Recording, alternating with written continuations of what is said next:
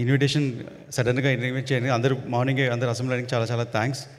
And sir I'm very happy. నేను సడన్గా మీరు ప్రెస్ మీట్ అని చెప్పగానే నేను ఒక లోపల ఒక చిన్న సంతోషం వచ్చింది. అందరూ మిమ్మల్ని కలవాలి, ఒకసారి చూడాలి, మీడియా వాళ్ళందరికీ ఒక మనసులో ఒక కోరిక సార్.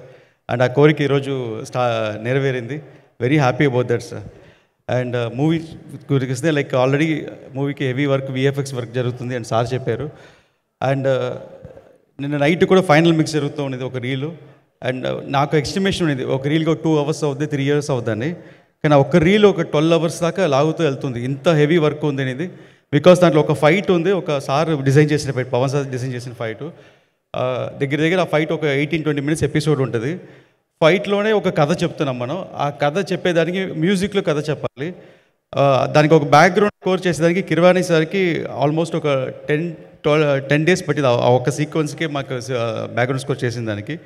దాన్ని మళ్ళీ ఫైనల్ మిక్స్లో తీసుకుని వచ్చేటప్పుడు దానికి ఒక 8 hours పట్టింది. సో అంత హెవీ వర్క్, అంత పవర్ఫుల్ సీక్వెన్స్ ఫస్ట్ సార్ చేసి, ఆ సీక్వెన్స్ నేను చూసిన తర్వాత అప్పుడు నాకు దాంట్లో ఒక ఫైర్ ఒక అర్థమైంది ఏంటంటే, పవన్ సార్ చూసే వీరమల్లు సినిమా వేరే, పవన్ సార్ అనుకున్న సినిమా వేరే. ఆయన ఈ సినిమాని ఎలా అనుకున్నారనే ఒక చిన్న ఒక ఫైర్ నాకు అనిపించింది. ఆ ఫైర్లోనే డిజైన్ చేసింది బ్యాటిల్ ఫర్ ధర్మ అని ఒక కోడ్తో సినిమా అనుకొని స్టార్ట్ చేశాము. అండ్ ఇది Mughal period, 17th century start అయ్యే సినిమా ఇది, మొఘల్ పీరియడ్. అండ్ ఆ టైంలో ఒక ఔరంగజీబ్ ఒక పెద్ద పవర్ఫుల్ రూలర్, అండ్ మన లాంగెస్ట్ రూలర్, ఒక 55 years ఒక ఇండియన్ రూల్ చేసిన రూలర్కి, అంత రూలర్కి ఒక హరిహర వీరములు అనే ఫిక్షనల్ క్యారెక్టర్కి ఒక జరిగే ఒక వార్ లాంటి ఫిలిం ఇది. సో ఈ ఎపిసోడ్లో ఇంత పవర్ఫుల్ క్యారెక్టర్ డిజైన్ చేసిన దానికి నాకు వర్కింగ్ ఆపర్చునిటీ దొరికింది. పవన్ సార్ నేను చాలా థ్యాంక్స్ చెప్తున్నాను సార్.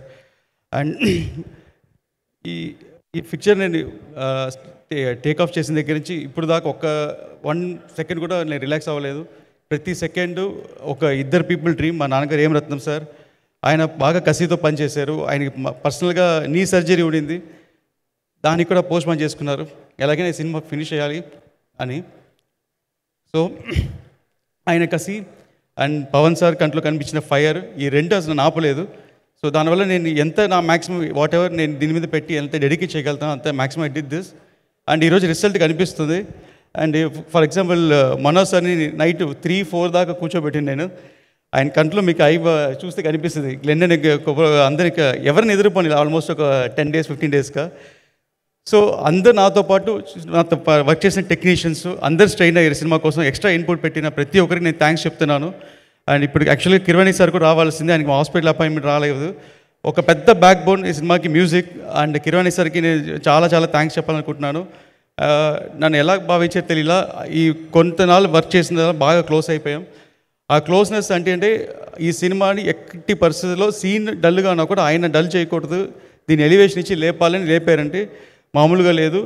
అలాగే మన పవన్ సార్ని ఎలా చూడాలనుకుంటున్నామో స్క్రీన్ మీద, మనం ఏదైతే మిస్ అవుతున్నామో ప్రతిదీ ఆ స్క్రీన్ మనకి సినిమాలో ఉందండి. మీరందరూ 24th అప్రిషియేట్ చేస్తారు. అండ్ ఫ్యామిలీస్ తెలిసి చూడాలని నేను భావిస్తున్నాను. అండ్ ఎవరైనా మిస్ అయిపోతే sorry. And thank you everybody అండి. Thank you.